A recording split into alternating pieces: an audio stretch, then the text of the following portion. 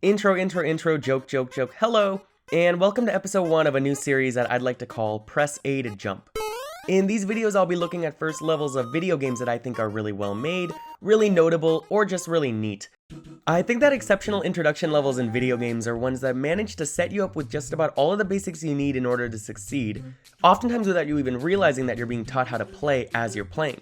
Usually whenever people bring up some of the most well-done first levels ever crafted, the conversation inevitably shifts to World 1-1 of Super Mario Bros. For the NES, and how it taught an audience that was unfamiliar with video games at the time how to do things such as jump, run, and use power-ups, all without a single instruction on screen. So to start off this series, I think it'd be pretty rad to talk about the modern evolution of the platforming genre that started with that 1985 classic, Retro Studios' 2014 and later 2018 masterpiece Donkey Kong Country Tropical Freeze. With all of that out of the way, let's jump right in.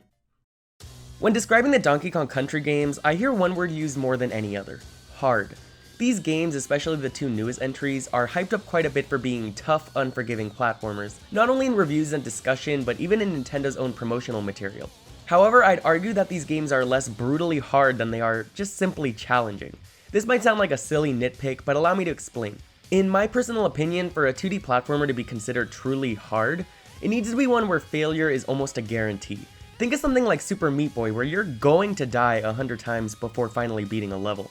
Failure is simply a given in hard platformers, and although you'll get better as you progress, even up until the very end you'll be seeing the game over screen more often than not.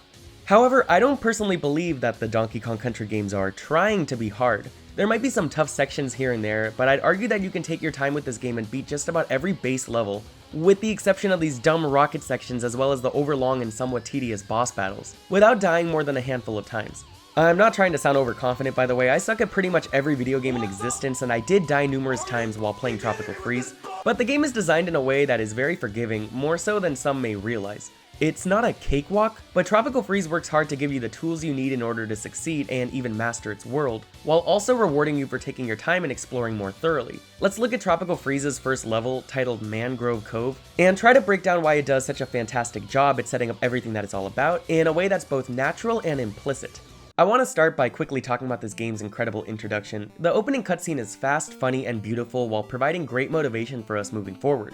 These snowy bad guys called the Snowmads, I just got that, launch Donkey Kong and his family far off and away from their homeland, and without much delay we immediately take control by mashing some buttons in order to break out of this abandoned plane that we crashed through. We do that, and with horns blaring in the background, we're finally introduced to our hero, who lets out an excited roar. And this is where some gushing is going to begin. This moment is just pure joy, which is coincidentally the best way to describe this entire game. The music is bombastic and triumphant, Donkey Kong looks eager to kick ass, everything is so bright and pretty, absolutely perfect way to set the mood going forward. But let's look at how Tropical Freeze teaches us its mechanics. Tropical Freeze never just tells us how to jump or ground pound or pluck items out of the ground. It gives us several small, safe areas to practice getting comfortable with our new skills before moving us on to greater and greater challenges. Here's a really good example of that philosophy. The precursor to this game, Donkey Kong Country Returns, didn't feature any swimming whatsoever, despite water levels being a staple of the original trilogy. In this game, however, we'll be swimming practically everywhere we go. So how does the game get us acquainted with the concept? By placing a bunch of bananas right up here, of course. If we jump to grab them, we'll find ourselves careening down this waterfall and into a long, fairly safe seabed below. From here, we have a small play area to not only practice swimming, but also practice corkscrewing as well. See, whenever we're underwater, we can hit the X button to execute a corkscrew, which gives us a small boost while also ramming through some enemies. This stretch of water gives us more than enough space to swim around and, cork, without much risk, and if we spend some time down here, we're even rewarded with some of the game's many secrets. This game wants us to familiarize ourselves with its controls before the challenge really starts kicking in later, so we're encouraged to practice our newly learned abilities while also being rewarded with some goodies if we take the extra time to find them. After we learn just about all of the basics that this level has to teach us, we eventually find this barrel which rewards us with a new partner, Diddy Kong. When in possession of the Diddy, we get a few useful additions to our arsenal: 2 extra hit points, a jetpack that allows us to hover, and the ability to corkscrew underwater non-stop until we hit an obstacle. So how does the game help us learn about these new tools? Well, the health points are displayed right up there. Boom! Consider us taught. But how we learn to hover is a bit more clever.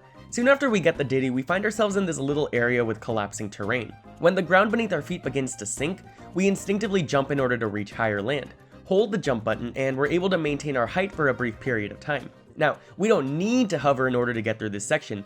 In fact, we can get through this section playing as Donkey Kong alone. But hovering is simply fun to do, and we're given enough of a little safe zone to practice the mechanic more fully. Once we make our way out of here, we find ourselves at another water section, as well as some platforms that bounce us up higher when we ground pound them. This section accomplishes two things. One, it continues to familiarize us with the Diddy's hover, as the bouncy platforms provide a perfect excuse for us to glide safely to the right in order to progress. But this section also functions in a way that teaches us how to perform those endless Diddy corkscrews I mentioned earlier. Interestingly, we don't even have to go underwater in this section if we don't want to, but odds are, new players will be curiously inspecting their environment at this point, since the previous stretch of water contained a few noticeable secrets to find.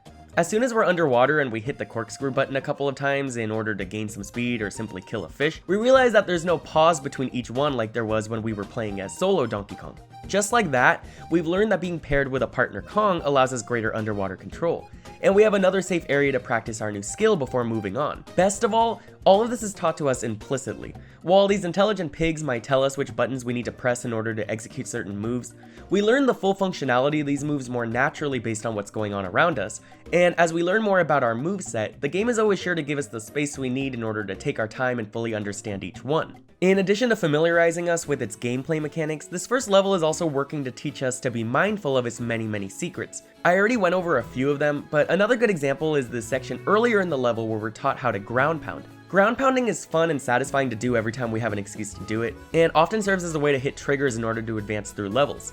But take a look at the area where we learn this mechanic for the first time. We have these 4 worn down stones waiting to be destroyed, and an agitator grasshopper begging for a fight. Kill the grasshopper, destroy the stone below him, and if we continue to smash, we fall down this reversible door, leading us to a secret stash of bananas. None of this is mandatory. We don't have to kill the grasshopper, we don't have to ground pound the stone, we don't have to flip the door, and we don't have to collect the bananas. But the way this one secret is presented to us is designed to get us used to looking around and expecting many more secrets like this hidden all around us. Before we break the stone, we can even see the door that's quite clearly leading to this little area. And most secrets in this game follow a similar philosophy. They're all masked by small but noticeable breadcrumbs that help to sniff them out.